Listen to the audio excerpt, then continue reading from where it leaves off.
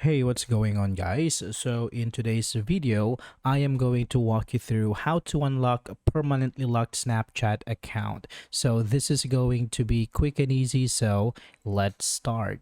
Okay, so first you need to open up your web browser, and here you can type in Snapchat support.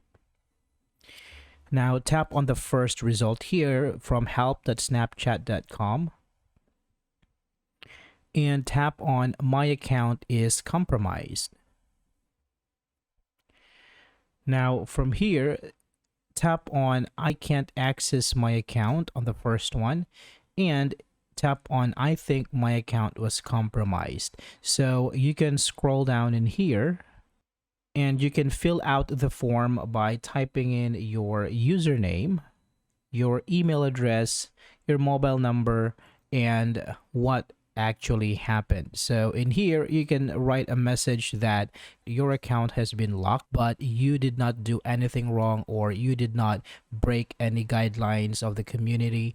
And after that, you can tap on submit. Now, Snapchat team is going to be in contact with you within 24 hours. So I hope this information is helpful for you guys. Thank you so much for watching, and I will see you on the next one.